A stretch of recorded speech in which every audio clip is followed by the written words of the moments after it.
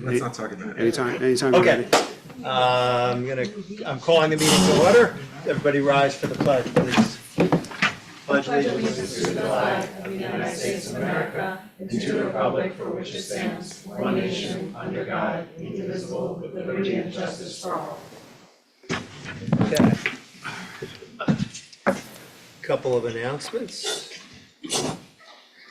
First, let's see, Arbor Day is April 25th, and although I don't recall signing this proclamation, I did sign it, so. It does look like your handwriting. Yeah, it's definitely my handwriting. I just wondering whether Larry pulled it out from No. decades ago. We wouldn't do that. Got it, okay. So it just makes note that of the Arbor Day, and we are a tree city, yes? Yep. Okay. So, second, checks over 25,000. We have Pacific Trends Global Construction Corp. For the chemical feed building storage project. Is that related to the water department? Yes. Okay, for $28,745.36. Again, Pacific Trends Global for 86 Main Street, 86 Main apartment restoration after remediation. I think that was a sewer backup or something. Sounds like great work. $25,466.11. Promotion Technology, which is purchase of equipment for Village Hall Meeting Room, $32,961.49, and that's it sitting back there. All those boxes, I watched them cart them in. And Pacific Trans Global Construction Corp. Firehouse Door and Shed Repair Project, $29,005. Oh, and one more announcement that came from Connie Kehoe. If I can find it, there we go. That relates to the Remembering Paul Revere's Ride 250 years ago. This is Westchester 250, part of these events, but a simple way to build awareness for the 250th events of the founding of the United States in 2026 is coming up. It's called Two Lights for Tomorrow. It's a national initiative that encourages municipalities and individuals to shine two lights in a window on the night of April 18th, 2025. It was April 18th, 1775, when the 13 colonies would declare independence, but the battles of Lexington and Concord were fought on April 19th, 1775, following Paul Revere's Midnight Ride. I believe you can find out more about that online, but the bottom line is you put two lights out on the night of April 18th, 2025. Okay, next up is correspondence. And the first is from Andy Gabriel, and we did cover this in a prior meeting, but the letter is in favor of fishing at Halsey Pond. It mentions that it's good outdoor activity with friends, and that he believes we should educate with signs. And this letter was shared with the Rec and Parks Committee. I'm going to put David Zweibel's letter next, only because the other two have a similar subject. And David's letter is on behalf of the Streamlining Committee, which starts tomorrow with an educational session for the entire committee that will focus, actually it's done by the village attorney, thank you very much, that will focus on our land use approvals process. And in April, David makes note that in April, the committee itself will be doing sort of evaluation and scoping, and in May, there will be follow-on work sessions, and with the goal in June and July of having recommendations to the board and coming to meet with us. There's a lot more detail in that letter, so I encourage people to look at that letter. Okay, so next is Lori Regan. Is Lori Regan here? Yes, okay. I'm gonna suggest that I'm gonna sort of summarize the topics you have and then give you my thoughts. And the board can chime in or not chime in. They have the option of waiting. But the next thing that will follow correspondence is public comment. So regardless of what I have to say about your letter, should you choose to speak, will have that option coming up. And I will try as best I can to keep to the 3 minutes that public comment is required, is limited to. So first up, you talked about, actually there were 4 subjects. At least that's how I saw it. One's the Irvington Police Department, second is pride flags, third is political signage on public property, and fourth is the impact of being a sanctuary city on federal funds. With regard to the with regard to the police, you suggested various ways to honor the police and noted that National Police Week is from May 11th to 17th. And we will acknowledge the police as we do, I believe, every year. They often come in with commendations for various police officers during that week. And Larry, I'm going to suggest we try to do some sort of a proclamation at the same time, just for the police department. The other items I leave up to the chief. We did have a discussion today, but having a luncheon for the entire police force is not a simple logistical matter, considering that they have 12-hour shifts and you have people who are on all the time. And I believe they would prefer to, rather than sending a delegation to Washington, to have the money for their budget. Having said all that, if the chief comes back to me and he is aware of this letter and says, hey, I'd love to do some of these things, we'll certainly discuss it. The second topic you had, actually, I'm going to, if you'll forgive me, but I'm going to do them out of, I'll do them in order. Pride flags. So and there was a much more in-depth position that you took regarding pride flags, but I'm going to, since the letter's available to everybody, I'm going to make the following statement. I view the pride flags as a public statement by this board, by the village, as it's Irvington's way of saying that we welcome everybody, regardless of who you are. It's not about being gay. It's not about LGBTQ. It is about whoever you are, we accept you, regardless. And I think that's important. You have suggested that we, either from the perspective of flags, have all or none. And I believe that the original concept, and it was before my time, but the original concept was to have all, to be open to various options for other flags that went up.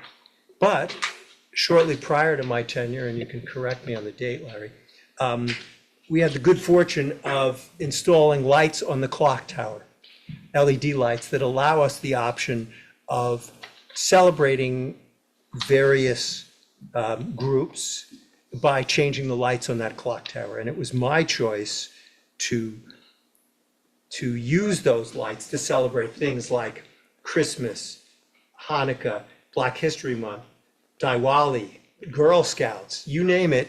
That's the easy way to do it. And that's what I would prefer. That's what I prefer as a way of acknowledgement. That doesn't mean I would do away with the pride flags. They're up for a relatively limited period of the year. And again, I believe they represent, it's an overused word, but inclusivity or openness to people in the community. So the other point to be made about not going out and buying lots of flags as opposed to using the lights up top is you express concern about cost.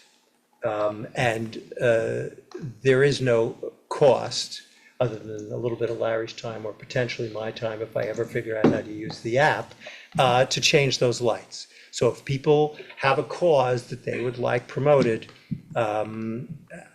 they can contact me or they can contact the village administrator or any member of the board, and we will be happy to consider that. The other point, by the way, you had talked about having a town referendum on this subject. a town referendum would cost enough that I could get flags for just about any cause that anybody will ever come up with. So you, at the same time, said you were concerned about not spending money. Not that you didn't want to spend money, but simply being frugal. And that's another reason why I think the lights on the clock tower are a better choice. You should know also that a referendum, Yeah, you can't have a referendum. There's only, the state law provides only certain circumstances in which a village can hold a referendum. Okay, You just can't hold them. well, that Except makes for it those even easier. reasons. Oh, thank you. I think your third point was political signage on public property. So, and sort of, you know, why not we consider adopting a rule that bans public signage on public property? So I believe our law works in the following way, that if you get a permit, you can post signs during the political season. I believe election laws, 100 feet, this is a different set of regulations, but not within 100 feet of a polling spot.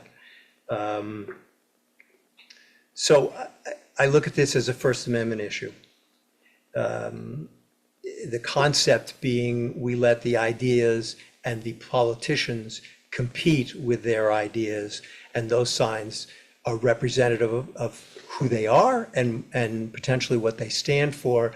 And I would rather, for a brief period of time, allow public property to be used in that way. You don't want me or this board to be making the judgment about who gets to talk and who doesn't. In addition, if I'm going to limit that, you're not going to see the menorah, you're not going to see the crash, and you're not going to see anything else that represents a potential political viewpoint in this village. And I don't want to do that. When I was here the first time, it was proposed to put the menorah up, and I made the decision, not alone, but made the decision that the interplay of the First Amendment and certain other aspects of the Constitution required that we either allow that to go up or the crash came down. And we chose to be more open than limit that. And I think your last point was about the impact of federal policy relating to sanctuary cities and the possible loss of federal funding. Well, I sort of have, this is a bit of tongue in cheek, but the truth is that the federal government can't cut off anything else. They've already cut off every grant that we might have been eligible for. So my risk is fairly limited that continuing to be a sanctuary city will have an impact on our federal funding. Having said that, it does not, I think it was the right thing to do, and I'm not prepared to make a change. We have had to revisit this issue in the sense that both the school and the village have had to think about what happens if an ICE agent shows up. And our approach, the approach that I think both institutions have adopted, and I think it's fairly consistent across all the villages and all of the school districts, is if somebody's got a valid, I believe I'm going to call it a court order as opposed to an administrative order, we are going to abide by that. And I don't think that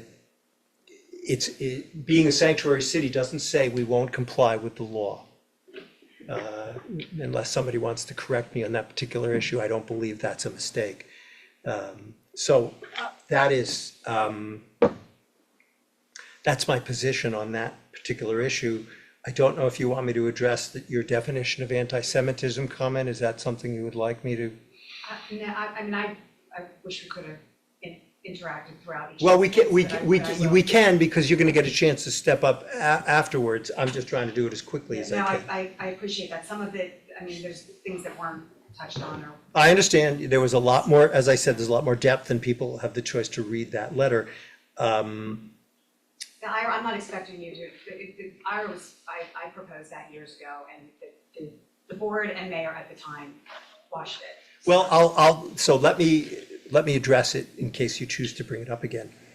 Here's the definition that you referenced. Anti-Semitism is a certain perception of Jews which may be expressed as hatred toward Jews. rhetorical and physical manifestations of anti-Semitism are directed toward Jewish or non-Jewish individuals and or their property, toward Jewish community institutions and religious facilities. So I would prefer to approach this in a slightly different way.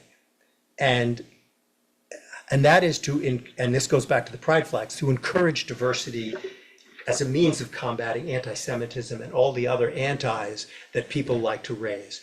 And I am going to use a quote that is in the Holocaust Museum just to respond to this. It was a German Protestant pastor and social activist who was initially a supporter of the Nazi regime, but later became a vocal critic and was imprisoned in a concentration camp for opposing Hitler. His name was Martin Niemöller. And I think you're all going to be familiar with this. But first they came for the socialists, and I did not speak out because I'm not a socialist. Then they came for the trade unionists, and I did not speak out because I was not a trade unionist. Then they came for the Jews, and I did not speak out because I was not a Jew. Then they came for me, and there was no one left to speak for me, which is a pretty powerful statement. I raise that quote. I state that quote because that's the reason to be inclusive. That's the reason to protect everybody. And by the way, I hope it hasn't escaped your attention that a majority of this board is Jewish. And if that isn't a statement on behalf of the Irvington community, and I'm making assumptions about people, but I know I'm Jewish. So that's a statement about the Irvington community that's come a long way. And I would rather work very hard to let everybody be accepted than to try to divide us. So now there's one more thing I have to say because there is a follow-up piece of correspondence, and then we'll get to public comment. Although you guys are free to talk. Can I do the last letter? The last letter was from Kay O'Keefe. And of course, my computer is closed.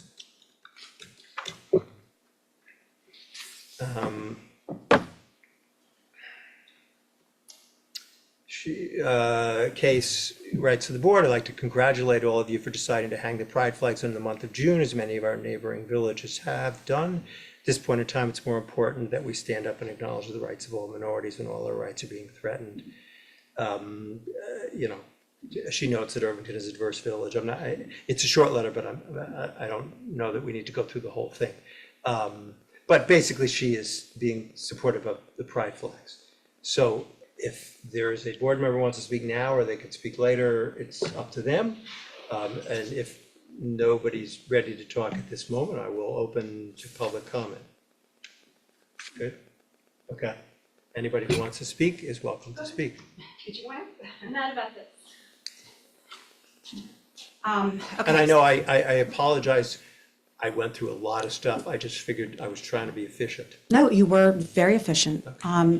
So I guess I'll go in order also regarding the police, recognition of the police during that week.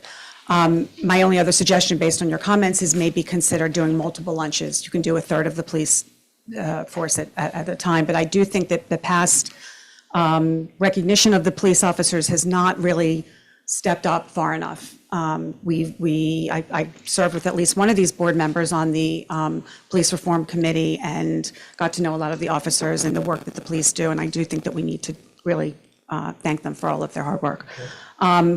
So my point about the flags was not really about pride flags. It was about the flag. It was about the cultural heritage months in general, and that recognizing one month versus all of the months. And there are some months where there is more than one cultural heritage month group recognized. That it should be inclusive of all or not be done at all. To state that the pride flags symbolize inclusiveness of everybody is, forgive me, and I don't say this in a condescending, insulting way, but it's ignorant because, for instance, you might not be aware of the Dykes March.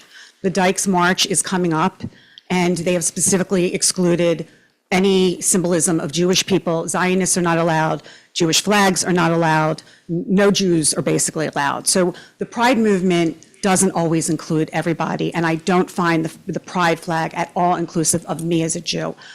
There might be a number of Jews on this board, and As we all know, as Jews, we're all pretty divided right now. The country is divided, the Jewish people are divided, they're divided in Israel, they're divided here. So we're not going to agree on this, but I have dedicated the past 15 to 20 years of my life fighting anti-Semitism. I launched the AZN, the American Zionist Movement's Anti-Semitism, Anti-Zionism, and Holocaust Denial Task Force. I chaired that for a year. I'm on the boards of multiple organizations that fight anti-Semitism, including on college campuses.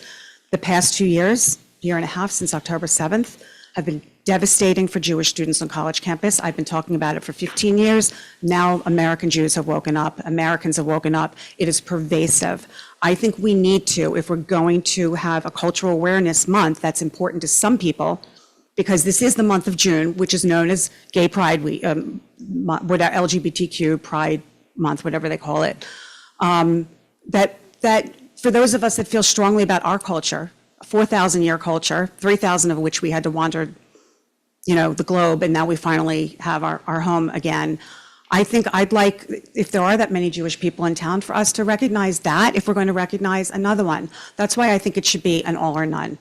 I don't think it's as simple as some of the things that you said. I don't remember everything that you said. But to me, again, and by the way, it wasn't about money.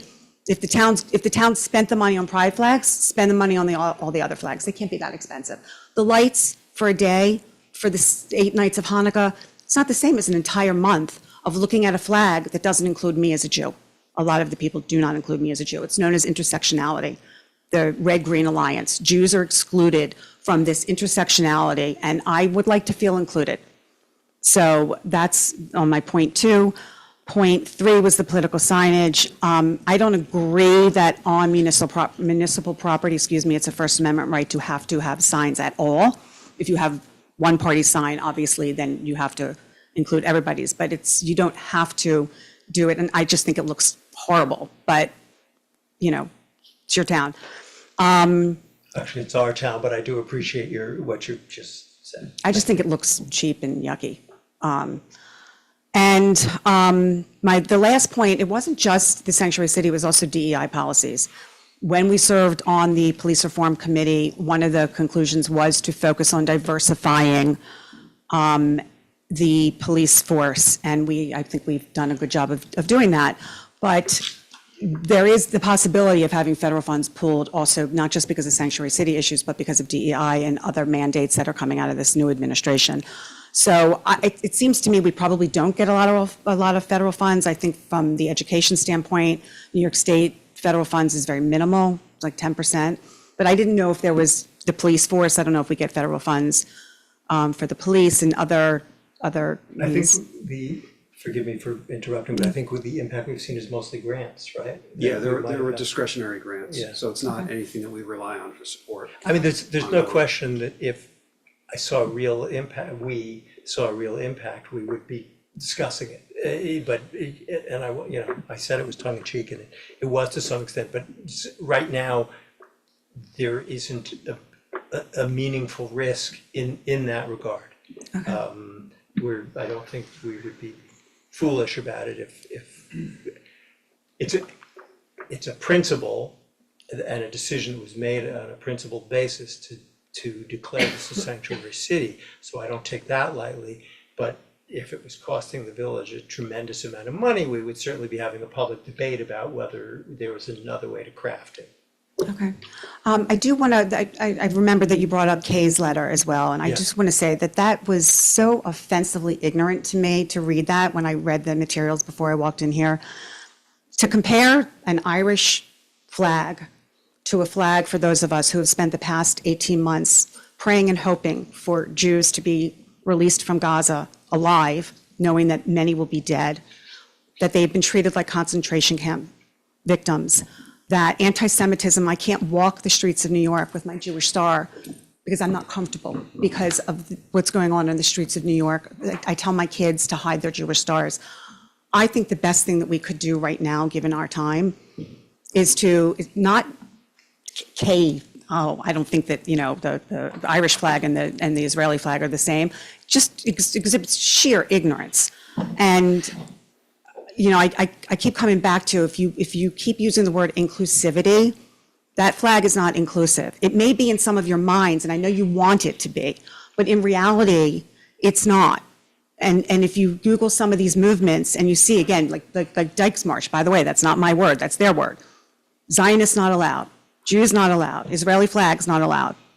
So, I really would like you to reconsider that policy, because it's deeply, I know that there were people that brought up the pride flags prior to now. This is not an issue I have with pride. I have no issue with the LGBT community whatsoever. This to me is about inclusiveness and not picking and choosing one quote-unquote marginalized class of individuals over others, when there is no more marginalized class of people today than the Jewish people in America. So I would like you to reconsider that. Okay, thank you.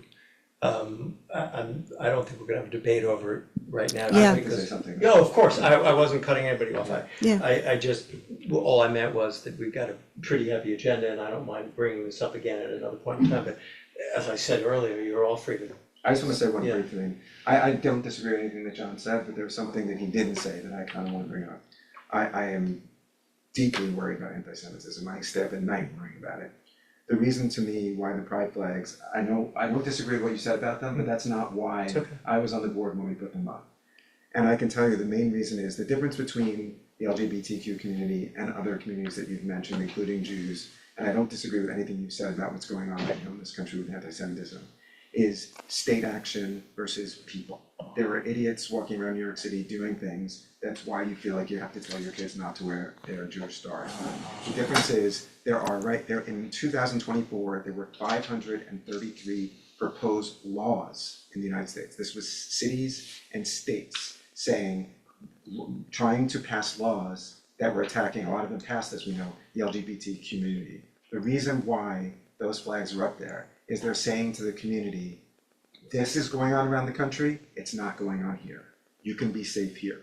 And I remember at one of the Pride days, there was a kid who had gone to Irvington High School and was bullied, and he was living in the city now. And his father took a picture of the Pride flags on Main Street and texted it to him. And he took the train out for the Pride event because he said he had never felt welcome in Irvington when he lived here. And he was so emotional about being able to come back that the village was saying, you are accepted here. So with the flags, to me, why it's not like we're picking and choosing random. If there were any other groups where there were 533 laws proposed in 2024 to limit their rights and to attack them, then we should be flying those flags too. And that's the difference to me. I'm just explaining the difference. So you don't find gay people being attacked on subways, being attacked walking down the street? You do, there is no more accepted people today than the gay community, as our town exemplifies, Yeah, as our town exemplifies. But again, this is That's state not action true. versus personal action. But, so I'm talking, you so take any kind of I'm not debating, interpersonal I'm not crime- debating the gay You are community. debating. I'm You talking are- about the Jewish community. I'm talking about the Jewish You're community. just talking about the gay community, and And I I'm can tell telling you you that from the my gay 20 community- years of working with interpersonal violence, that gay people are subject to the highest level of violence in any category. So take a look at the FBI hate crime statistics, okay? Okay, Jews are number one, Right. by far, There is not room even for comparable. both to exist. There I'm is telling room you, for both to yes, and I would exist. like the town to So- recognize that And we do- specifically. Right, and And by the we- way, I'm sorry, I'm sorry, the IRA definition, it just occurred to me that I didn't address that. The IRA definition is not divisive. I'm not expecting this town to pass it. Westchester passed it, New York State passed it, countries across Europe passed it, businesses have passed it. Irvington decided not to pass it. Says a lot about Irvington, but it is not divisive, and if you understand the IRA definition, you would understand why it's needed. Trump's EO, when in his first term, it didn't codify because the legislation didn't pass the Congress. Right now, the Anti-Semitism Awareness Act is before Congress. It's been passed in the House under Biden, but Schumer wouldn't put it up for vote. Now it's being pushed for a vote again by Richie Torres, Mike Lawler, others. But it encompasses the IRA definition. It codifies the IRA definition for a reason. Again, countries across Europe, countries in Latin America, municipalities, Long Island, across the country have passed the IRA definition. It is not divisive. And I'm happy one-on-one, John, to sit with you, one Jew to another, not mayor to citizen, if you'd like, and talk more about these issues as well. Any of you that want to talk about the anti-Semitism, because I have dedicated 15 years of my life to doing this. I fight it day in and day out. I've spoken at the UN. I've spoken before Congress on the Hill. So I know a little something about anti-Semitism. Okay, And on that note, thank you all for the time. thank you. Anybody else wants to say anything, or, okay? Okay, Public comment, so what? you still have. Yeah, I'm sorry, anybody else want to make a public comment? Lisa Antonelli, I didn't know we were gonna be talking about this, but I just wanna say how it sucks. I have a trans sister out in Seattle, and there is just way too much hate to go around, isn't there? I didn't know you guys were talking about this. But I heard about this letter coming from Andy Gabriel about the fishing, so first I wanna say hats off to Andy for writing a letter and engaging and getting involved in the civics process. I'll take this opportunity also to push for the reintroduction of civics classes in public schools, which I never had, which I really wish. But hats off to him and his parents for stepping up and into the public realm, I guess. So that's great. I wish it wasn't on this topic, of course, and I'm sorry, but I just wanted to discredit I guess the foundation of his argument that Halsey Pond was clean, because I brought, sort of how I pick up trash at Halsey Pond all the time. So I'm glad he thinks it's clean, because that means I've been doing a really good job for the past 10 years. But if he wants to connect with nature, and unplug and all this stuff, I would love to either give him or lend him my pickers and my buckets and how I do it, and maybe that could be a way to connect. And then also just to let him know that my dog is always on leash and I always pick up, so when he got taken. So thank you guys so much. Thank you.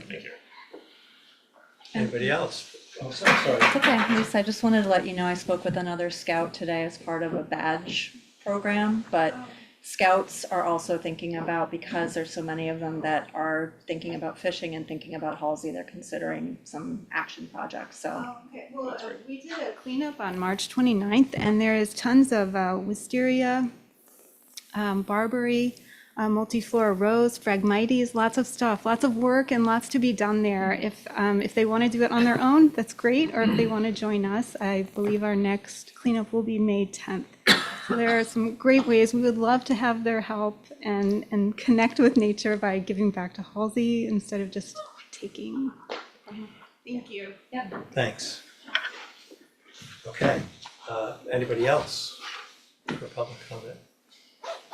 All right, then we'll move on to the consent agenda, which is the minutes of March 17, approval of 24-25 budget transfers and modifications, reappointment of personnel on Rec and Parks, and appointment of personnel on Rec and Parks. Do I have a motion to adopt the consent agenda?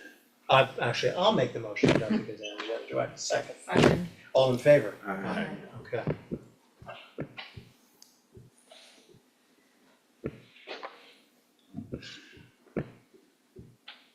Okay, do I need to make a motion to open the public hearing? Yes. Yes. Okay, then I will do that. I'll second the motion. Okay. I was just looking to see if the text was in here, but it's not. Okay, all in favor? Aye. All right, so one thing I do want to point out, because we will not be having a meeting next week, that this is the final hearing, physical hearing on the operating budget, but that does not mean we will not accept comments. I think, is it the 21st, Katie, that we have to be finished, or Larry? What, So the last day to hold the public hearing or continue it would be April 20th, April 20th, so. which if- is right before your next meeting, so. Got it, so I guess the best thing to say is if you have comments, you can email them or get them to us any way you think will be effective, but you should do it by the 19th, I would say. It's really just a formality for the hearing, because you'll have a public meeting on April 21st. You're allowed to let people speak, it's just not in the context of a formal hearing any longer. Okay, understood. So it's up to you to how to handle it, but it's not, Got it's it. no longer a hearing, that's all. And so at the end of this discussion, we will close the hearing. Yes, Okay. that's right. All right? Yeah. Katie, I think you have an. Yeah, I'll summary. give a summary of the Okay. tentative budget. So the tentative budget reflects a tax rate of 7.4735 per thousand of assessed valuation, which is a 3.7% decrease from last year. However, this will not necessarily result in lower taxes as assessed valuations have increased approximately 7.94%, of which only 1.94% of this is made up of new construction. So for a property owner with an assessed valuation of 1.3 million and no change in assessed value, their taxes would decrease by approximately $373. However, if the same property's assessment increased by 6%, village taxes would increase by approximately $210. The tax levy increase as a whole is $660,067 or 3.95%. The tentative budget is in compliance with the tax cap. The Office of the State Controller calculated the inflation rate for our period to be 2.99%. However, the tax levy growth remains capped at 2%, which causes a challenge as most increases we see are in excess of the 2%. In aggregate, the expenditures in our budget are up $780,807. Salaries make up 35% of the budget.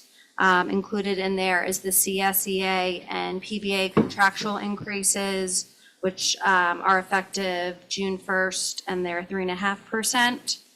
Other areas of increases are retirement expenses, which are $156,100, and that's a result of the pension rates as established by the State Controller's Office.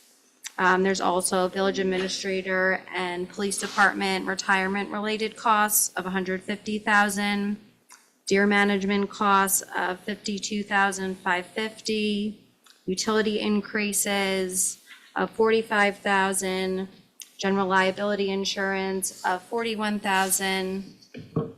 Also included in the budget are items such as the purchase of library and museum passes, added education and training, the purchase of new tasers and IT upgrades for the police department, and the hiring of a part-time clerk for the building department. Regarding debt service costs, the budget actually includes a $179,475 decrease in debt service costs.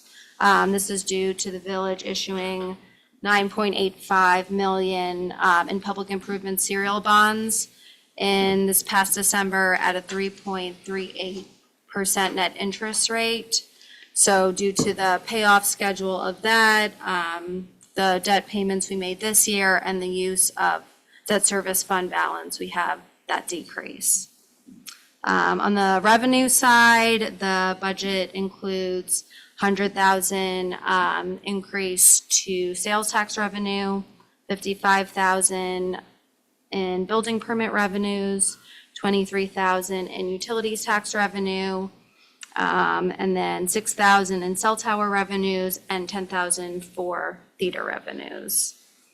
The budget is utilizing a total of $361,033 in surplus, which is using fund balance, which is property tax and other revenues from past years that exceeded our costs. Water rates will increase by 12% to keep pace with the rising cost of water purchased through New York City and the town of Greenberg. The wholesale cost of water purchase from New York City increased by 13% in July of 2024, and we anticipate that there will be another increase in July of 2025. Sewer rates will have no increase. And you mentioned the public hearing part. Okay, and so we're under the tax cap, and I think, I don't know, maybe I shouldn't speak for everybody, I think we're relatively satisfied with where we are as a budget. I'm gonna ask one question when we get to the fireworks, whether there's an extra $5,000 there, but that's rather small potatoes. And so does anybody have, I'm sort of satisfied with where we are. Does anybody else have any comments on the budget itself? Okay, This reflects what we discussed at the last correct, meeting. yes. Yeah. Yeah, yeah, I had some thoughts, but we can maybe discuss a little bit further about the water rates, the taxing. I've been concerned about like I feel like at this point it doesn't discourage overuse of water. And I'd love to think about some other ways to like break up the tax rate to maybe have a higher rate for people who use more water and less for consumers. Well, we do have a, what is it, a penalty if you're excessive use over a certain, well, I shouldn't call it a penalty, but there's a different rate. It's a higher rate, yeah. You wanna- Because New York City has the higher rate, so we have to. Yeah. I think, We roughly. match. Right, we're You- matching the rate. Yeah, the excess rate, which is usage over 100 units, 100 cubic feet, is 2.5 times what the base rate is. So, I mean, that's the penalty, if you want to Yeah, call it that. Certainly, you know, that number, I don't want to say it's arbitrary, that's the number we've been working with for Yeah. 20-plus years now. That number could be changed, you know what I mean? That could be And we don't have to discussed, do but- it at the same time we're doing the budget, we can tweak those numbers at, Yeah, you know, you're not gonna do it multiple times in the year, you could, but you won't. Yeah. It's just something we had discussed, I think maybe after one of our sessions about Yeah. how the higher use of water is actually causing all of our rates to go up. And so Right. by having some sort of system to discourage like people who are yeah. really overusing for water. What we're doing can be enhanced. Maybe, you know. perhaps maybe at a future work session, you could just sort of review the rate schedule and we can talk, was that? I'm good with it. Okay. Yeah. Okay. Run some projections. Okay. If there's no further comments, then I will close I move to close the public hearing on the. Did you get comments from the Oh, I'm public? sorry. Does anyone have? Sorry, folks. Anybody out sure. there have comments on the You can budget? email us. I have one online, so. Okay. Okay. All right, you want to go with the online one first? Yep, hold on. Yes, it's not much of a public hearing if I don't allow the public to speak. Just a minor, At least it's a hearing. okay. I heard myself. That's right. John Price? Yes, Yeah. thank you for taking my question. Do we have time? I heard the dates on the budget, and perhaps this specific questions would be better by email. Do we submit those by April 19th? Or is this the vote on the budget that's going through now? No, this is just on the hearing itself. In fact, it's the April 21 meeting, I assume, that we would adopt the budget. I would encourage you not to send things on April 19, but we will accept them. Saturday. Just because, yeah, if you want us to respond to them, it helps to have a little time. But that is sort of you could, as Larry pointed out, you could actually be speaking at the April 21 meeting, but you want to get things in a little earlier, just to give us a chance to deal with them. Oh, okay, so what would you suggest over the next couple days? To send an email to the board about some questions that we have, kind of just going through. Yeah, the budget? that'd be great, yes. Okay, that's fantastic then. I will certainly do that. Thanks, John. Thank you. I just had a question, Mayor. Sorry, Siegel. just for the record, give me your name. Jeffrey Glick, Irvington resident. I know there's been some discussion on the police budget and some question about whether the police department would be funded or encouraged to do enforcement of things that traditionally they haven't enforced, like double parking on the road in the school, or the gas leaf blower, or other kinds of, or dog leashes, and things that have been not always attended to by the Irvington Police Department. And I think there were some budget questions about how that, but I haven't been able to follow it closely. And I wonder, Mr. Mayor, if you or Larry could comment on any Sure. evolution. I think that was a $15,000 number offset by $10,000 in revenue, so probably had a $5,000 swing, but that wasn't the nature of your question. That was the way the budget laid out. We decided not to fund a code enforcement officer, but did have conversations with the chief of police about when our staffing schedule, our ordinary staffing schedule, which is a little tight at the moment, just because there are people that are in the hiring pipeline, when there would be extra opportunities to do things like monitor Halsey Pond, for example, or the, things that are going on in the woods, or the leaf blowers.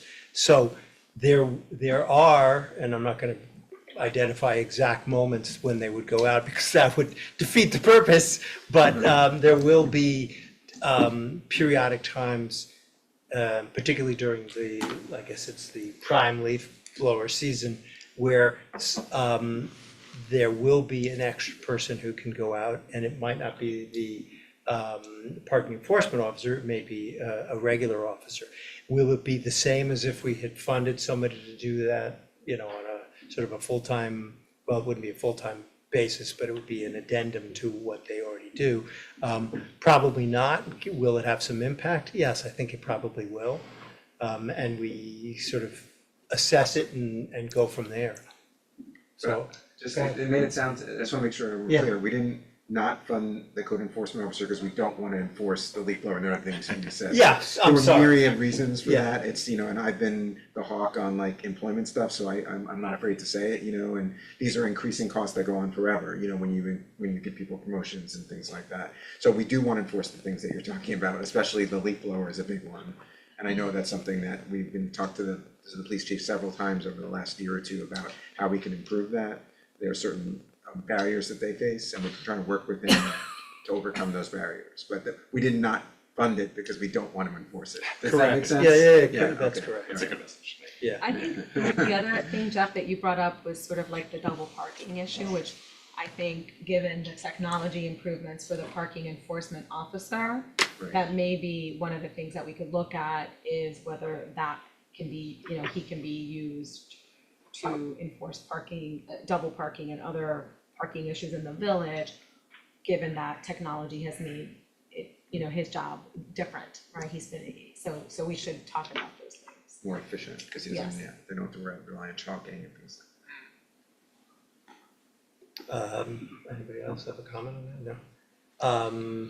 Any other public, comments on the budget? Going once, going twice? Is this an online three one? times? No.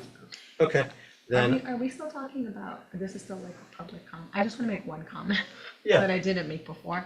I just wanna say and this is well, this is true- actually budget comment. but Budget, if sorry, I you- wanted to say something about, so I can wait for the next. Well, let me close the budget Yeah, hearing, and close you the can budget make hearing. your comment, how's that? I'm moving to close the budget hearings. Second. All in favor? Aye. And keep in mind, people, you can still make comments on the budget, preferably before our meeting on the 21st, because otherwise we may not have enough time to actually deal with it when we are, I assume statutorily required to have adopted the budget, correct? May 1st, May 1st, And we okay. don't have a meeting between the 21st and May 1st, do we? not unless you schedule one, right? Got it. That's what I'm saying, Okay. yeah. So, yeah. Fair The enough. plan, the ideal plan would be April 21st. That was the classic lawyer asking the question that he knew the answer to. All right, so now let's take a frolic and detour and. Let's take a frolicking detour, wow, that sounds so much more fun than this, but, I just wanna be clear for people in the public that any of the, things that are celebrated in Irvington, like, I think we're open to being more inclusive of people's cultures and celebrating, all different people, so I don't think because we celebrate certain things, that means we are trying to exclude other things. I agree. So if people come in the right spirit, and organize and sort of come to the board and say, hey, we wanna do X or Y, I think they will find that we are receptive to that. And I think it should be, again, always as a positive, not knocking other people. I think that's the problem that I had with the comments, not the sentiment about celebrating more things, but, this sparsity mentality and attacking other people, which I think is problematic. I think that's well put. In fact, you mentioned Diwali, and when we did the survey about celebrations about 2 years ago, I not surprisingly to me at all, that we have a lot of South Asian descent people in Irvington, and I would love for there to be a group that steps up, of volunteers that wants to run some kind of event, and we would be very supportive of that. I assume I can't speak for my colleagues, but. Oh, no, very much so. I mean, that was my initial reaction was I could see Lunar New Year, I could see Diwali, I could see all sorts of. Yeah. But the key piece is we're for people who have full-time jobs. Right. Like, we can't do it, a part of it is like the community, people have to step up, Yeah. and. At least help make the volunteer. at least make the suggestion. I mean, Right. if they can't volunteer, we'll try to figure it out. Right, but it has to be that community involvement, I think is like the Yes. important So component if to make it happen. you're South Asian and you're listening, please come forward, we'd love to help you Yeah, do something. we're celebrating. Okay. Next up was the appointment of fire department officers. We actually swore some of them in before this meeting, but we're making it formal now. So the resolution that I am presenting is resolved to appoint the following officers to the Irvington Fire Department for a one-year term effective April 7, 2025. Fire Chief David Dowd, First Assistant Fire Chief Anthony Terracone, Second Assistant Fire Chief Daniel Billings, Lieutenant Steve Mangiacotti, Lieutenant Joseph Trauma, Lieutenant Andrew Lamberti. Do I have a second? Second. All in favor? Aye. And we very much appreciate their service. It's really remarkable what they do, and thank you. All right, next up is approval of a grant agreement with the Dormitory Authority. This, you want to give a little bit about this one, Larry? Sure, yeah, this is a grant that we're familiar with. We've been funded for a few programs with this. This is a grant known as the State and Municipal Grant, or the SAM grant, and it happens to be administered by the Dormitory Authority, which at some point in history, they decided that was the agency to handle all the grant paperwork, but we're not putting up housing, so, or student housing, I should say. I was about to see. But this is for $100,000. It is specifically for the installation of LED lights in our ball field in Scenic Hudson. And so it's the retrofit of those. And we have a capital project that goes along with it, so that partially funds it. And if memory serves, those are more efficient than what we've got now? Yes, yeah, they should be 45%. Wow. Oh, That's a better. big difference, yeah, okay. If there are no questions, my motion is resolved to approve a grant agreement with the Dormitory Authority for the LED light project in the amount of $100,000, and to authorize the village administrator to execute said agreement subject to review by the village attorney. Do I have a second? Second. All in favor? Aye.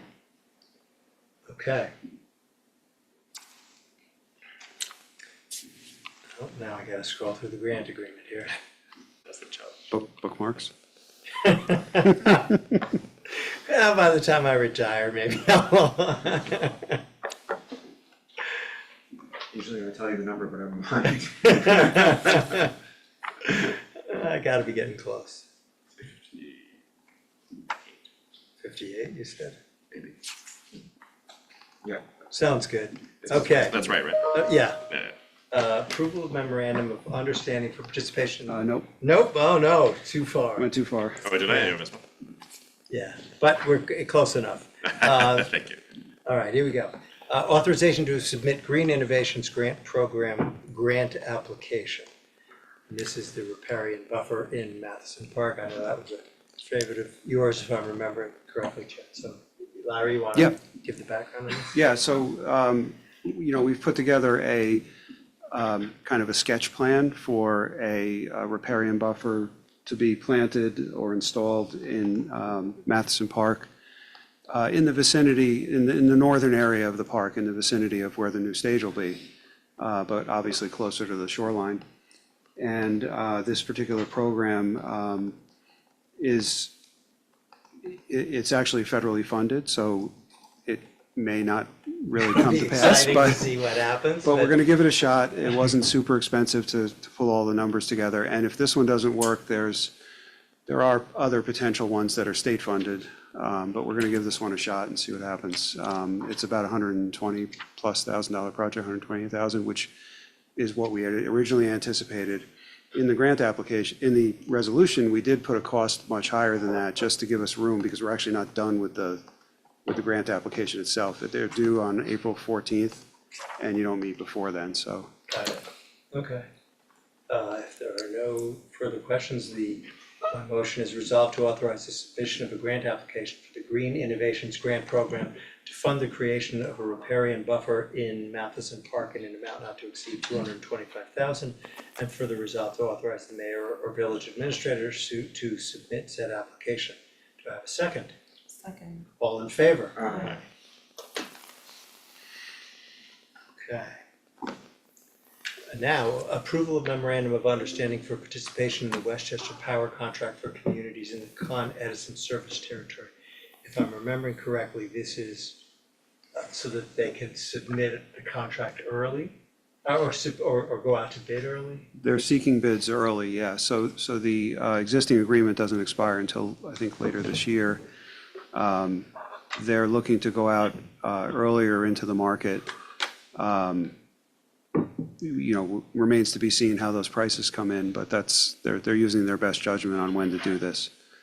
So it really is a question of whether the board wants to continue in this Westchester Power program or not, and you've expressed your willingness to continue, so that's why it's on the This agenda. is the Sustainable Westchester thing? Yes, Yeah. yeah, Westchester Power is the name that they go under, but yes. Got it. They actually reached out to me and I think to a bunch of other mayors saying, hey, we don't know where the market's going in the future, so we may want to try to lock something in now if we can. And I think this is the consequence of that, them sending around agreements a little bit early. Right. Anybody have any other questions?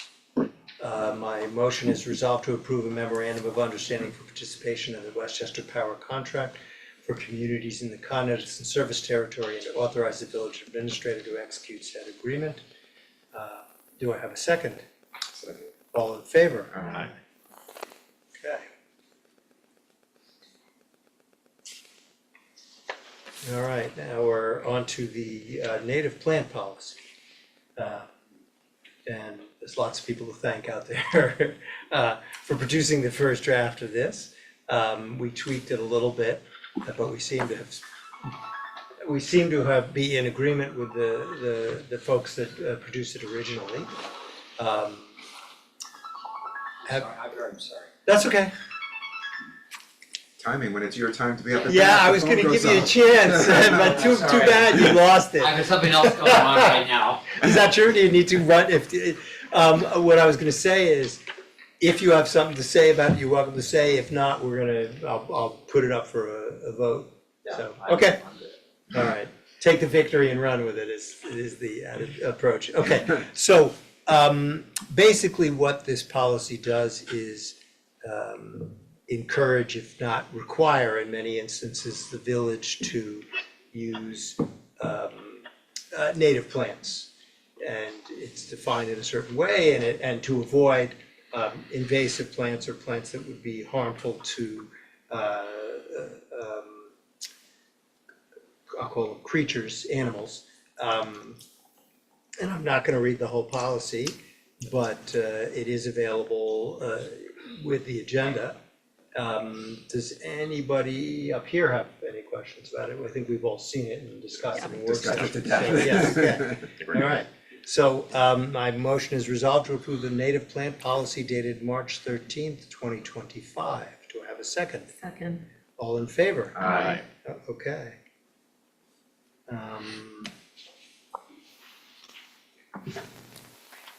All right, so next up is approval of the cyber incident response plan, and I want to thank Larry and anybody else who had a hand in putting this together. Do you want to talk a little bit about this? This was a requirement of our insurance company, or, I mean, it's Yes. good policy anyway. It's a but- good policy for sure, and, it certainly was a lot more complicated than I would have thought. But there are a lot of aspects to it, so. The policy was modeled after a state policy, and it took a lot it was even more extensive than this, and it took a lot to really weed through it and figure out what actually applies to an organization of our size and what doesn't. Spent time with our IT consultant, A1 George Filipov, and spent also time with Chief Pignatelli from the police department, because they obviously have a significant role in this, depending on the nature of the incident, of course. So that's really the rundown, but it really defines how an incident is handled and how it's documented and how we learn from it and prevent it in the future. And I think you got some, I had the advantage of seeing it at an early stage, so you got some comments from me, but Yes. does anybody else have any questions about this? Okay, then my motion is resolved to approve the cyber incident response plan dated March 31, 2025. Do I have a second? Second. All in favor? Aye. And I will note that the village administrator is responsible for, if there, if, God forbid, there ever is a problem, but you're the sort of leader or manager of the process. Right. Not that the mayor escapes responsibility. No, you'll have a role.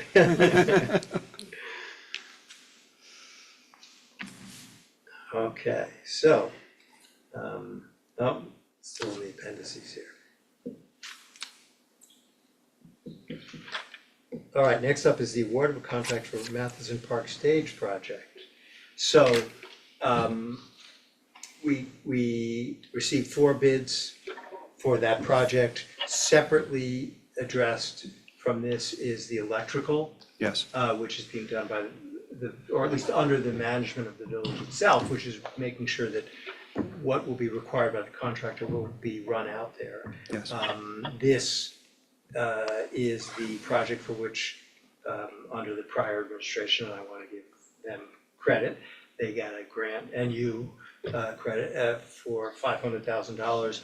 And thankfully, these bids seem to have come in, I would say, significantly less than Yes. what was expected, so Yeah. now that I've stolen all your fire. No, it's not, you no. feel free to comment. No on it. thunder. So we were looking at total cost of this project, $1.6 million. That's what's in the capital budget, of which $500,000 was from a grant. This portion of it, we were expecting and hoping to have come in less than $1 million. Prior to the bid, we started feeling that it was going to be under 900, based on some of the feedback we got from contractors who had contacted us with questions.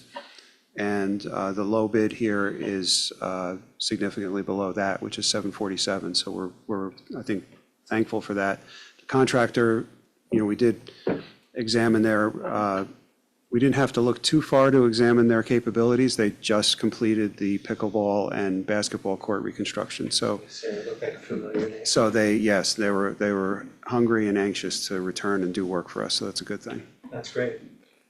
Anyone else have any other questions on this one? Okay, so, my motion is whereas 4 bids were received for contract 2025-05 for the Matheson Park Stage project as follows.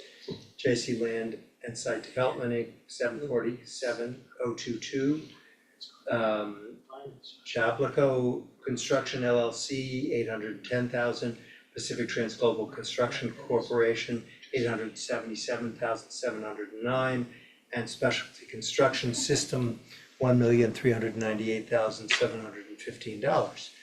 Whereas the village administrator reviewed the bid submitted and determined that the lowest bidder is responsive to the specifications, and resolved to award a contract for the Matheson Park Stage Project 2025-05 in the amount of $747,022 to J.C. Land and Site Development Inc., and to authorize the village administrator to execute said contract. Do I have a second? Second. All in favor? Aye. Okay. Then the award of contract for fireworks, which is, I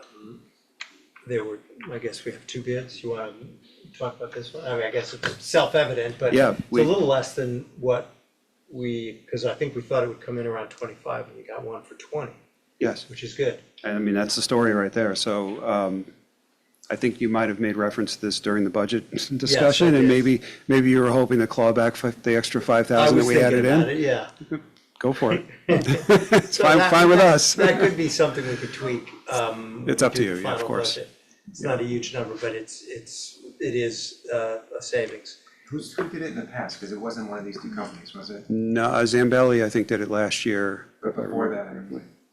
Garden State, Well, it was Garden State before that, yeah, but last year, I think was, Zambelli it was sounds Zambelli. familiar, Yeah. yeah.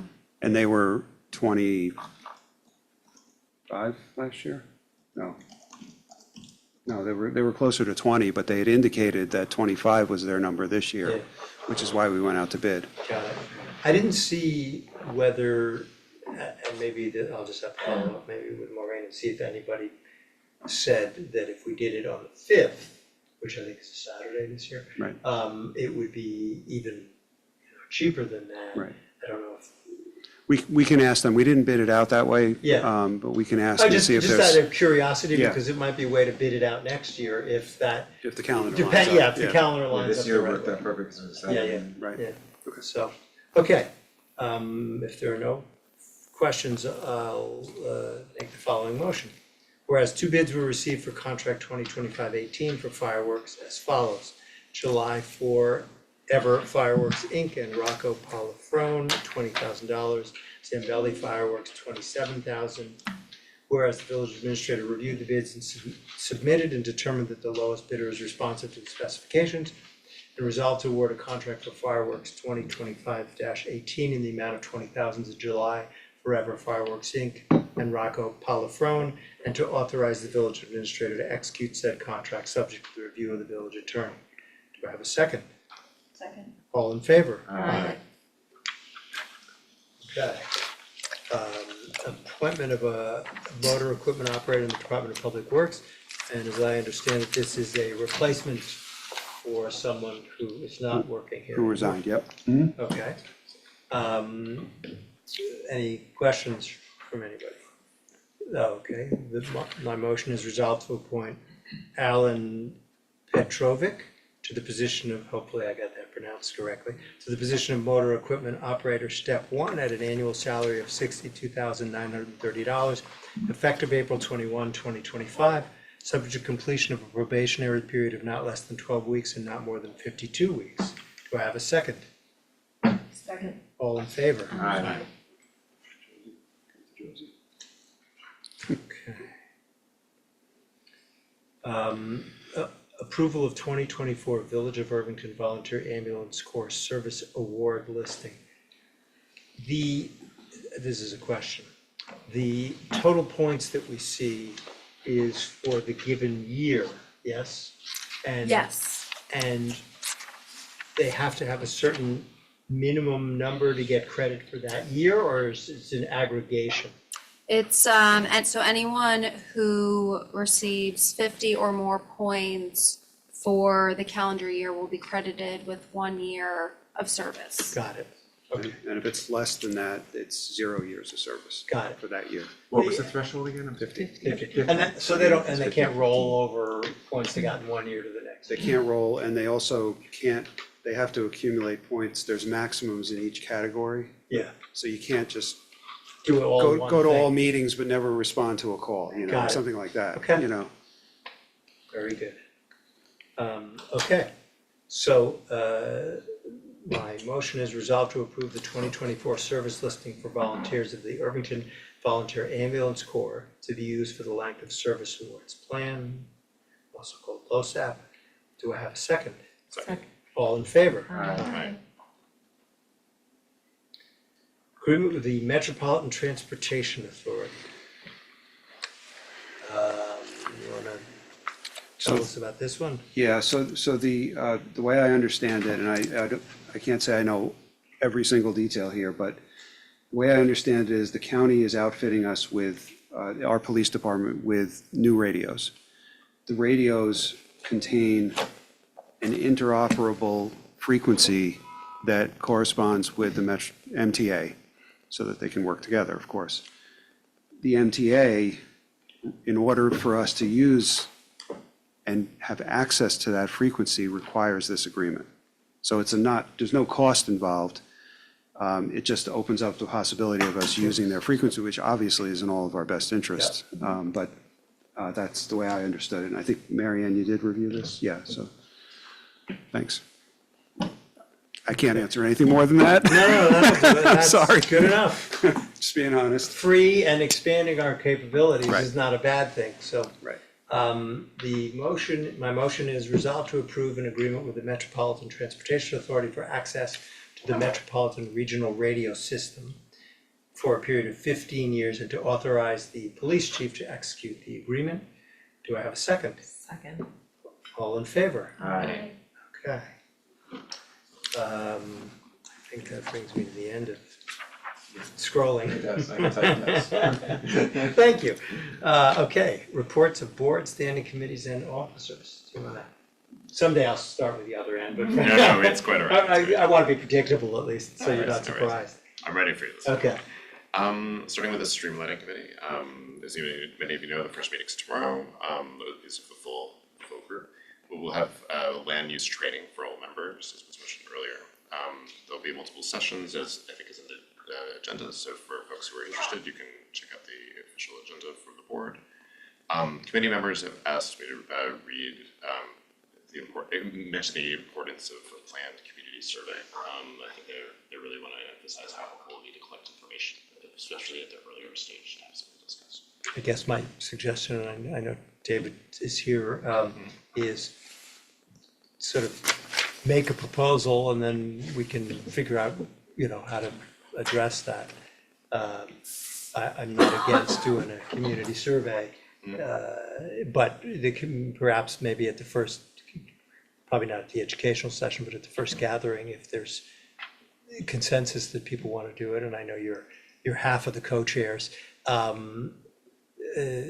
tell us, who can put it together, who wants to lay out what the questions ought to be, because that seems to me the critical element, and then we can figure out how to get it out. How did the police one get distributed? Yeah, I think somebody on our committee, Kathy Kaufman, right, put it together, and I think it would be similar to that, because you're going to need sort of questions where, like people can just pick and choose, and then there's gonna be a section that probably where people can tell us, more narrative.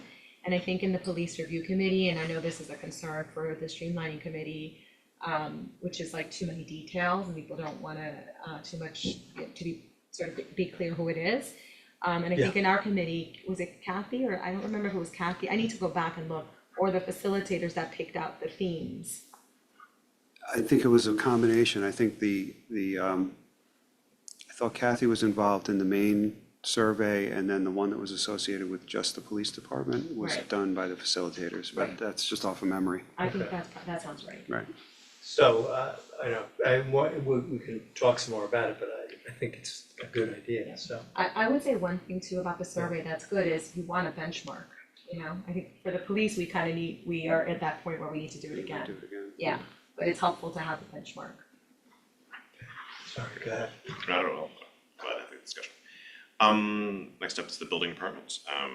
March was very busy this year. All inspectors also, in addition to all their other work they normally do, they had to complete the required service training for 2026. So it included high performance, all electric home design and construction, installation strategies for difficult details, transitions from code compliant to high performance strategies for resident buildings, plumbing code updates, means of egress and calculating occupant loads, basement egress, and deck construction. And they also had sent me, but maybe I can share with the rest of the board, a completed state annual report, which I will send out to you guys. The last is the Irvington schools. They've had a busy time. They're also working on their budgets as we are. In March, their proposed budget focused on balancing their education and fiscal responsibility like we do. They were focused on technology enhancements. Funds will be allocated to upgrade classroom technology and ensure students and teachers have access to modern technology tools in the classroom. They're also working on replacing the roof, the HVAC system, to make it a little more efficient. They're spending more money on mental health services and counseling. So there's been a growing need in the students. And there's also, they want to emphasize that they're not doing a tax increase, as the budget utilizes existing reserves and surplus funds. There is some discussion though, I know the community has raised some issues around like the new lighting system that's being proposed, new turf, which will be very expensive in the millions. So I know that's going to be a big source of discussion. Just on the building department, we had asked for, I think this was during the budget session, an activity report, which we got. Yes. if anybody has comments on it, they should at least, I mean, you can send it around to the board. It's worth responding to Ed. I think I sent him an email or two with, some questions about it. But it does give you sort of a cross-section, when we got 1, 2, 3, 4, maybe 5 weeks of, relatively busy folks coming in and out all the time, which I think underpins the need for somebody else to help with not only the responses, but also the paperwork that sort of piles up while you're addressing all of these folks who are coming in and out. In my conversations with the building department, it was additionally the change in the new system is also adding the additional Got it. labor need, which I think Yeah. balancing all those things at the same time.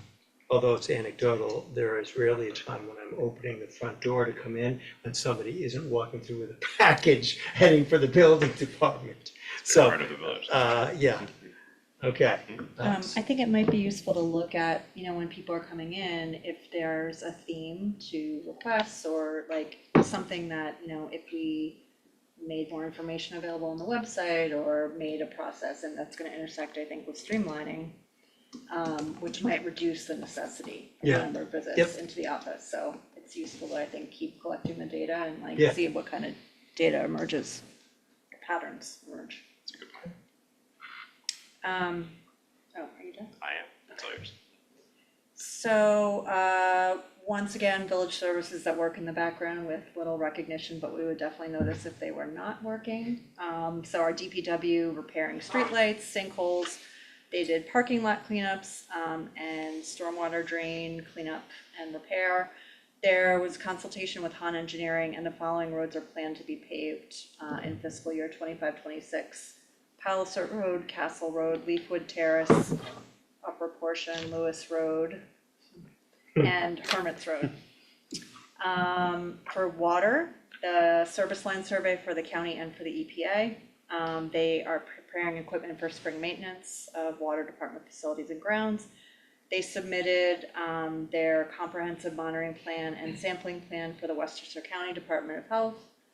They made a list of all the unknown service lines from water main to customer curb stops, so that when they have future excavations, they don't have to dig as much because they can determine the type of material. They had their annual sanitary survey with the county and there were no violations. And they performed routine maintenance of 25 hydrants. I wanted to give a special shout out and recognition to both the Irvington Fire Department and Police Department. One of my neighbors had a gas leak and was woken up in the middle of the night and called 911, which went to the county, which immediately went to Irvington. And my neighbor shared that before he was even able to get dressed to vacate his house, IFD and IPD were on site. And so he wanted me to bring that up as another example of our excellent services and the dedication of those departments in keeping our village safe. That's great. And then also for the fire department, there are a total of 89 calls for the year in these first 3 months. I wanted to highlight that they've been subject to inspection and have passed all inspection with excellent documentation services, and then also extending my congratulations to the new fire chiefs that were just sworn in. And then for the Green Policy Task Force, there's been a lot of engagement. We went to a really interesting workshop last week about establishing mutual aid networks. So as we know, the county and the village are thinking a lot about our crisis and disaster plans. And in conjunction with the village updating and having a better plan, the Green Policy Task Force is thinking about how neighborhoods can form networks to support each other in the event of an emergency. So understanding, who's in your neighborhood that maybe has more vulnerabilities or needs, for example, if you have a wheelchair user who needs a lift and the power is out, knowing that that person would need assistance maybe before others in the neighborhood, And so just an open call for if you're like a resident of the village and you have kind of an informal network already set up in your neighborhood, to forward that information to Green Policy Task Force so that the discussions continue. One of the things that was really interesting that was highlighted is our current evacuation center is a senior center, which is right next to the Hudson River. So, certainly to be continued. And then I just wanted to thank you, John, for highlighting the Green Policy Task Force events and all of the accomplishments in your mayor's letter. Thank you. Are you gonna talk about the Harriman Broadway culvert, or was that on anybody's list?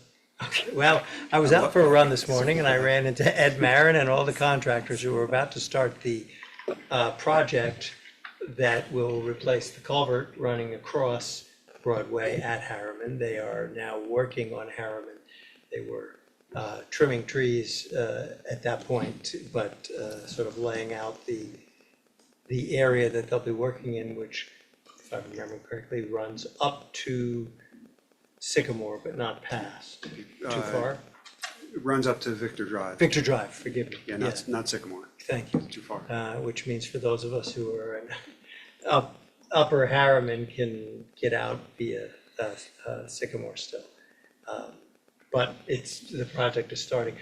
I didn't ask because obviously they were busy and I didn't want to waste their time, but excavation, any idea when that might start? Is that a month? Well, it depends on where. So I think we're waiting on some final shop drawings to be approved and all that. So I don't think they're starting to excavate at this point. When they do start, and we'll talk about it actually on Wednesday at our engineering meeting. When they do start, they'll be working from Broadway up to on Harriman, but from Broadway up. Yep. They will not be working on Broadway, and they won't do that until the summer, when traffic is low or Right. school's out. Smart. So that's what the plan is with DOT. Okay, thank you. Thank you. Yeah, all my groups are meeting after, in the next week, so I don't have a lot. Very convenient. Yeah, but the theater, so before so many people move into the village, but, since the pandemic and hadn't seen the theater open, and before the pandemic, the big event of the year for the theater was the All Shorts Irvington Film Festival. So it sold out every single year, twice a year actually, because it ran in spring and fall. And they get most of the short films that they get have been at the major festivals like Cannes and Berlin. It's not just like, it's serious stuff. They have an amazing jury who get put together and judge the films, and then it's an amazing event, and then they have like food attached to it, and everything. It's like one of the great things, and it's back for the first time since the pandemic. So April 26th, and tickets aren't selling as much as they used to. So I think it's really spread the word to everyone that this is gonna be like a seriously great event, and you're not gonna wanna miss it, and we're lucky to have it. I just want to note that. Got it. April 26th. By the way, when the Village Officials Committee met here in Irvington, Larry gave everybody a tour. It's other mayors and administrators, and they were very impressed with the theater. I think somebody asked, is this yours? Basically, and it's part of Village Hall, so the answer to that was yes, but anyway. So irvingtontheater.com. Got it. For information and tickets. Okay, so the housing committee has had several meetings last month because Irvington is a pro-housing community. The village is eligible for several significant new grant and funding opportunities. The housing committee's been looking to see what opportunities exist for developing affordable rental housing on the currently owned village property that it's not being considered for any other use. The grants are available now and are administered on a first come, first served basis. Using village-owned property eliminates the need for outside developers who inject their own needs and wants into the project. Using village-owned also allows for complete control of the project by the village, as well as producing tax income not currently being received by these properties. They've met with Rose Noonan from the Housing Action Community, and Rose is gonna look, they've guided and directed numerous projects throughout Westchester, and she's gonna help the housing committee look at the current properties that are available in the village. Okay, and also, they're gonna sign this memorandum of understanding with the Housing Action Committee to provide development guidance, market analysis, preliminary financial feasibility, zoning recommendations, disposition approaches, and related services regarding the proposed development of these two properties in the village. Provide general guidance regarding the pursuit of affordable housing within the village's anticipated TOD zoning, rezoning initiative. The thing about the housing, we talked about this before, I think, but that is of no, they do that for no charge to the village, which is nice. And also the housing committee formed a community engagement subcommittee, which is headed by Michael Hanna. And they're going to anticipate educational information sessions to have conversations with the community in September. Michael's making himself indispensable since he's doing that for the Facilities Planning Committee as well. He's Yeah. gonna have the email contact list that everyone will envy. Yeah, and then I want to update, okay, from Parks and Rec. Registration continues for the spring programs, including the toddler drop-off programs, nature explorations for babies and caregivers, Wise Owl walking program for senior citizens, middle school ultimate frisbee, youth running clinic, youth soccer clinic, youth basketball clinic, and youth and adult meditative drawing workshop. All registration takes place on Community Pass at register.capturepoint.com/Village of Irvington. Registration is now open for the summer day camp for students pre-K through 8th grade. There are limited spots in Teenscape, which is that session 2 for summer camp for current 7th and 8th graders. The April senior calendar has been posted to the village website, and paper copies are available at the Rec Department, 71 Main Street, and the Senior Center at 29 Bridge Street. And the Village Egg Hunt, sponsored by the Irvington PBA, will be Saturday, April 19th at 10 a.m. at Memorial Park. And there's an age limit for that. I think it's up to 9, just, right? 9, yeah. What's the eggs, chocolate? It's an amazing event with lots and lots of I'm chocolate. going. There's an age limit, John. All right, forget it. That it? Yeah, and the Bulldogs are coming. Any moment, apparently. Any moment. Great. Okay, village administrators report. Nothing tonight, but I would like to meet with the board in executive session regarding a personnel matter. Okay, Not on the agenda, obviously. gotcha. Thanks. Clerk treasurer's report. No report. Okay. Village attorney's report. Yeah, it is really a report. I just wanted to comment on the I'm saying quote sanctuary city policy from before. But, you know, there's nothing radical about the village's policy. Essentially, it's that you can't honor a detainer warrant from ICE. And there's nothing radical. Under federal law in New York, federal New York law, you can't do it. So it isn't even, Right. there's nothing extreme about it. I mean, it's good policy, and I think the village enacted that policy before there was this federal decision that says that you can't. You can't honor a warrant unless it's a real warrant issued by a court. Thank you. Thank you. Next up is public comment. Anybody?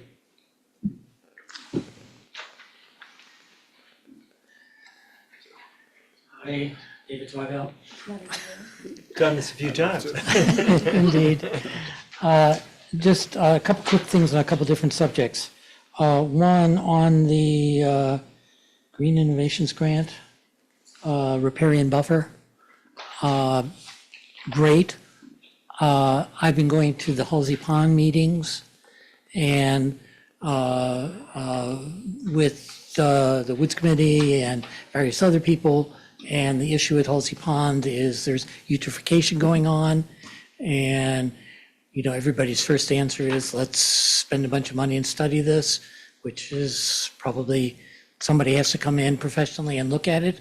But the obviousness of it all is that the fertilizers from the grass growing in the Legend Hollow properties that feed the pond, that is the main feed of the pond, are where these things are coming from. And the obvious solution to that would be a riparian buffer in that section that is at that end of the pond. So, Just to make an observation about that, because I lived in right, two houses that were between what used to be called Manor Pond, I don't know if that's what it's still called, Upper reservoir. yeah. Upper Reservoir. And there is a stream that flows through what was 26 Lewis, where I used to live, down to, now it's 28 Lewis, and then drops off a cliff and creates the area that you were just describing. I'm not sure, I don't know how you create a riparian buffer for a reservoir. I mean, you're suggesting not the reservoir, it's the lawns. No, what I meant where the was cistern Manor is. Pond was a mini reservoir at one Right. point in time. It's near the par 3, 16th or 17th Yeah, hole so there. what you're suggesting is somehow it's a vegetative area that absorbs some of what's coming down. Which we have somewhat exists there now, sort of just to the north side of Yeah. the driveway that comes down. Does the village own? There's not a lot of real estate there. Yeah, that's what I was owned thinking. by the Do we own what's on the other side of that stone bridge? Not the pond side, but the flip side. village. I'd have to look, I'm not sure. Yeah. We- Okay. We own the emergency access way. Yeah. But I think that's it. Just so, and I'm not trying to cut you off, but I can tell you that we did look at 3 specific locations for this grant. One of them was Halsey Pond, one of them was something near the reservoir, near the parking lot by the, off of Cyrus Field Road, and the other is Matheson. And for this particular grant, the size that we needed and the size of the project that we needed was most appropriate in Matheson Park. There's not a lot of real estate at Halsey. Right. So it wouldn't be a very big project, and it didn't make economic sense to go after this particular grant for that location. That doesn't mean there isn't. a My future- question was, can we add it on? Yeah, not for this one. It Okay. didn't make sense. And plus, there's no time to study it now anyway. We would have had to have been further along in our study of that area than we are now. To get the grant, to In get order it to in be the able to grant. apply. But there are other ones. In fact, I saw one that is coming through the DEC that could also address this type of a project.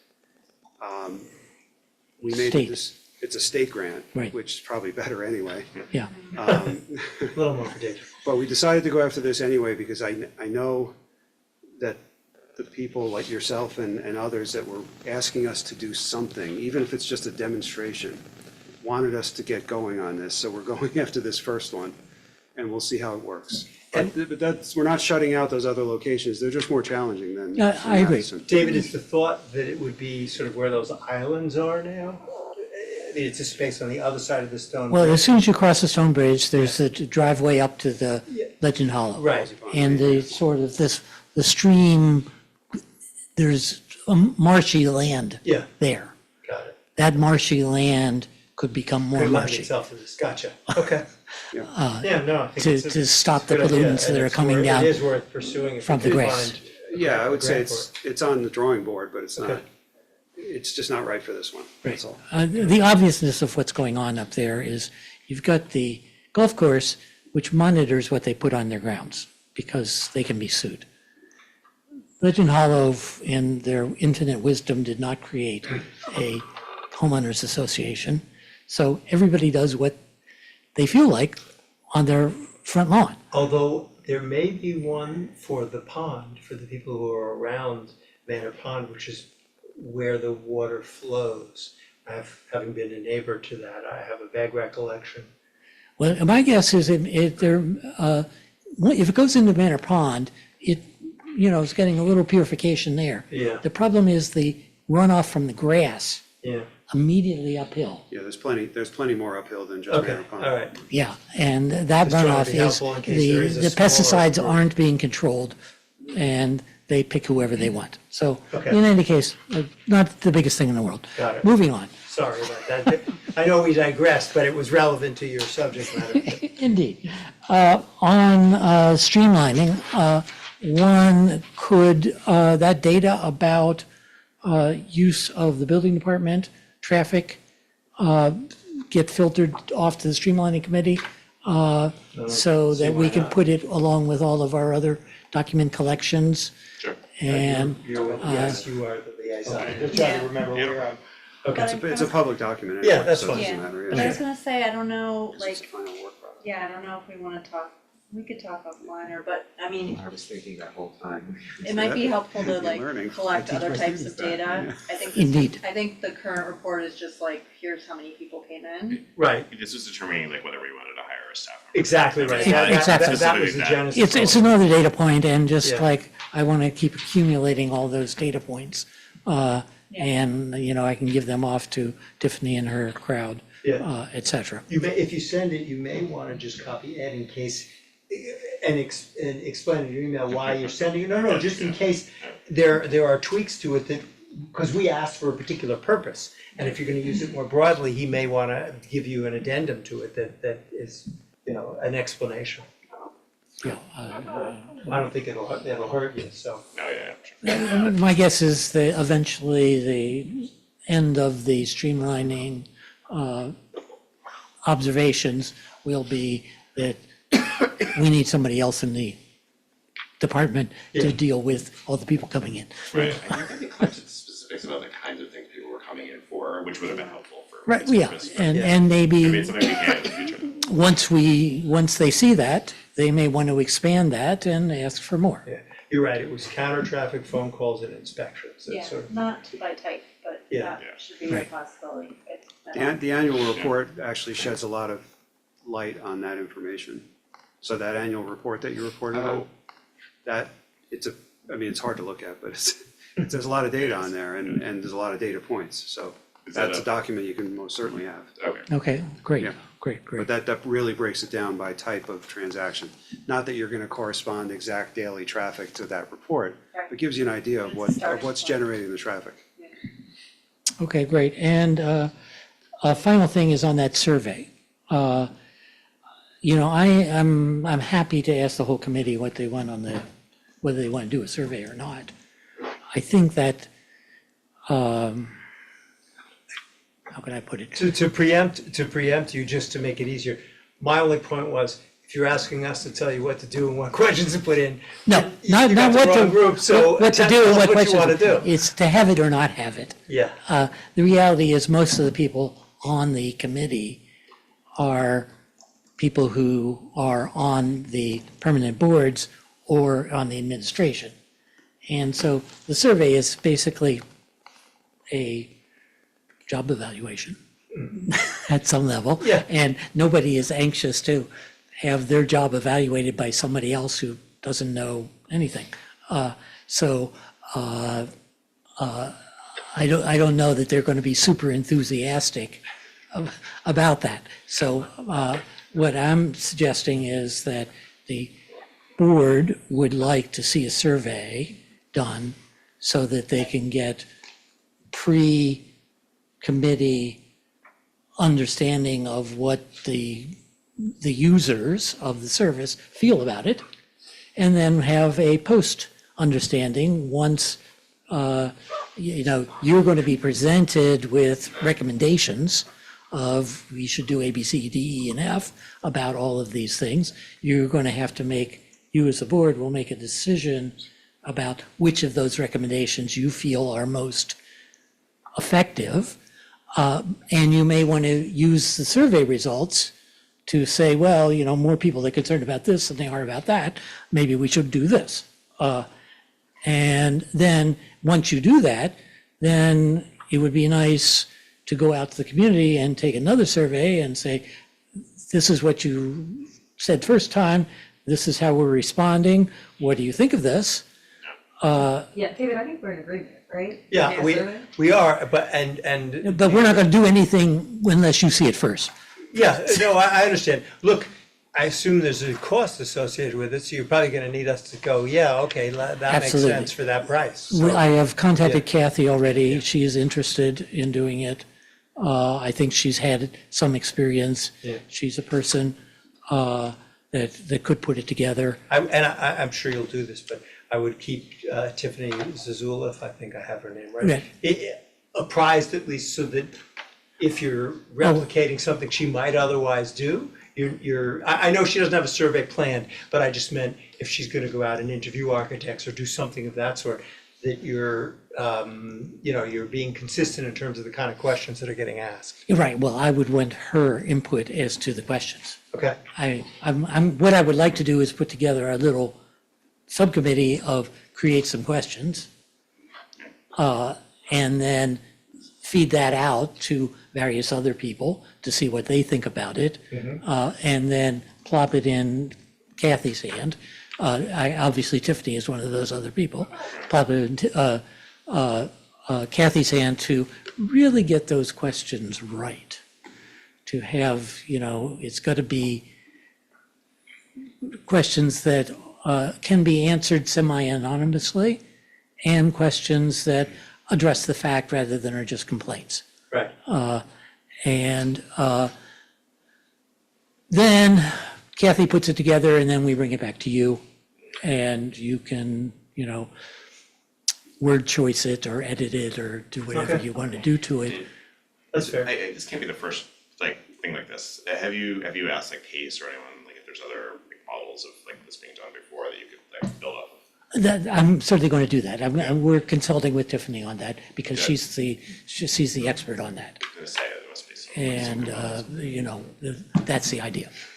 But the before and after, I think, is critical for our perception of, otherwise we're just letting all the same actors change the game for everybody. Understood. Okay? Thank you. Good. All right, anybody else? Before I get to my issue, the two young ladies that are helping us with this issue, they have, I think it's later on the 23rd or something, that part of this month, they're calling me for a half an hour as the chair of the ARB and going to get my input. I know Caesar's involved as well, and the chair of the ZBA. So they're going to go down that road before That's they good. they No, get that's excellent. to be on that. Anyway, my issue today as the chair of RPAC is my disappointment in the village undertaking a $1 million plus project in one of our major parks and not consulting RPAC.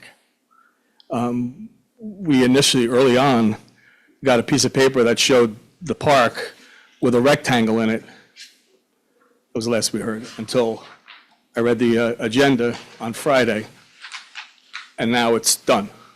Well, can I just interject one thing? I'll take responsibility for it, but it was adopted prior to my arrival here. And what I mean by that is the project and the application for a grant came in with $500,000. I think the original thought, like most of these things with the grants, you reach for the stars, and if you can get money from somebody else to fund it, you follow through on it. Your comment is fair, I guess, with respect to the design. I don't know the extent to which RPAC was involved on that, but in terms of how it's used, there's no question that you guys are going to be involved in it.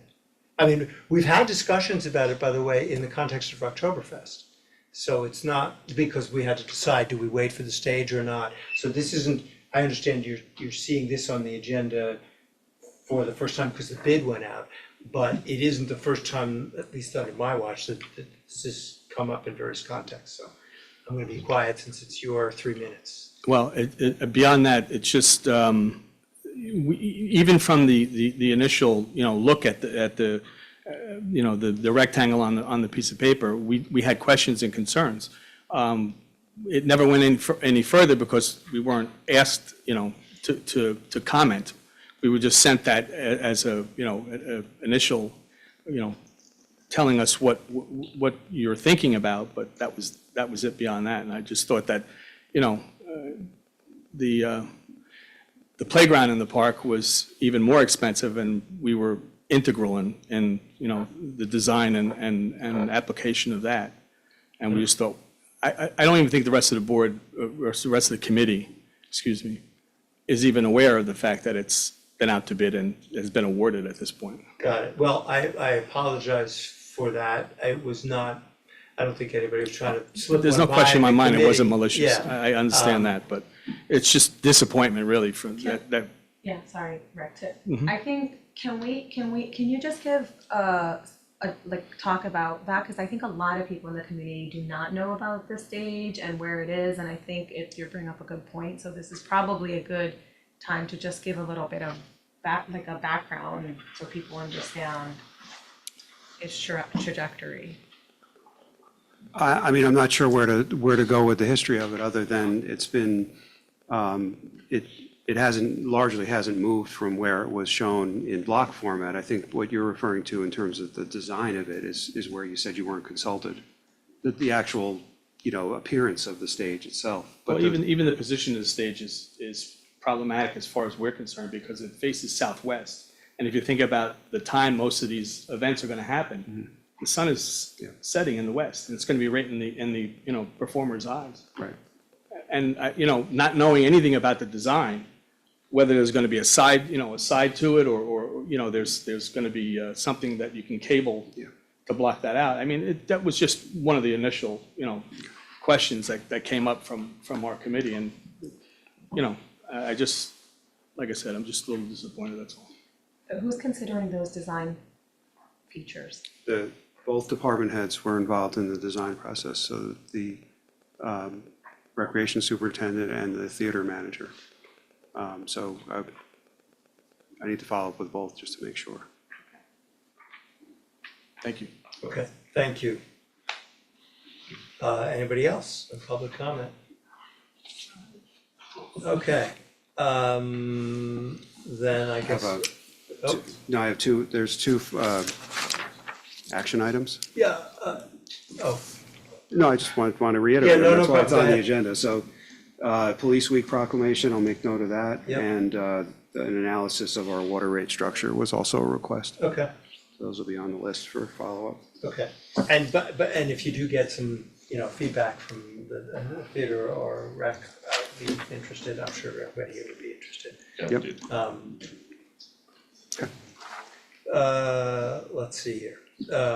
Okay, we're good to adjourn. Executive session. Yeah, got it. I'm making a motion to commence an executive session.